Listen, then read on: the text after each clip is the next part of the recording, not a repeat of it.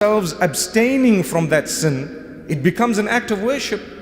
Abstention from prohibition is an act of worship. It pleases Allah subhanahu wa ta'ala. So if I were to stay away from adultery, from gambling, from smoking, from drugs, from various other sins, it would automatically be an act of worship and closeness to Allah subhanahu wa ta'ala. And the further I engage in these items, the more distant I become from Allah subhanahu wa ta'ala. So Allah made us, and Allah knows that we will be living in environments that may not be Islamic. We will be living in an environment perhaps where sin will be so easy to commit. We will be living in an environment where perhaps it will not be so simple to come to the masjid unless you have a lot of willpower and a lot of iman. Allah subhanahu wa ta'ala knows that to abstain from haram will be a challenge.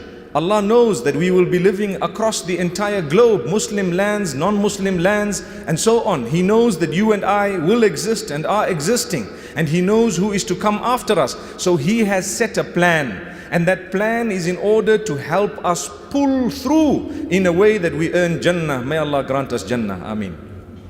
What is this beautiful plan? Part of it is to give us a gift known as Ramadan. Amazing. And this Ramadan is such that wallahi, the timing of it is absolutely perfect.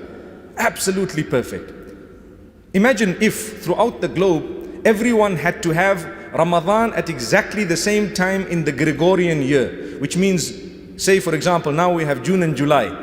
Throughout the life of an individual where you are living, it's always in June and July. It won't be fair, because sometimes you will have a cold fast, sometimes a fast in the heat, sometimes a long one, sometimes a short one. The people in the UK are literally struggling at the moment, achieving a greater reward for their dedication for fasting 18 to 20 hours right now, but they will be smiling all the way when their fast is only about 6 to 8 hours.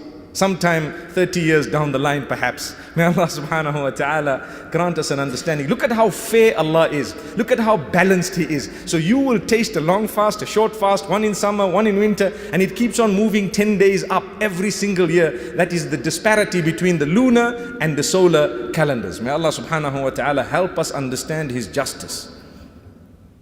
Similarly, can you imagine a Ramadan that happened to have been less than 30 days, 29 days? Less. Say Ramadan was 1 week. Just as we are rolling in and warming up, it's over.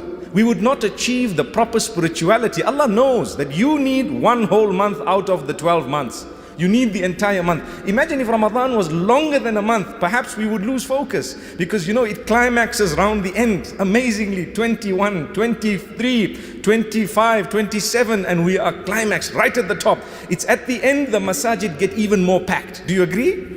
Subhanallah, that's the power of Allah. But if we had 2 months, one wonders, perhaps a month later people would start losing focus, and one wonders whether that dedication to the Quran would actually be there. Amazing, you have 30 juz of the Quran and you have 29 to 30 days of Ramadan. Amazing how Allah has married all this, matched it in such a beautiful way for us who are His worshippers.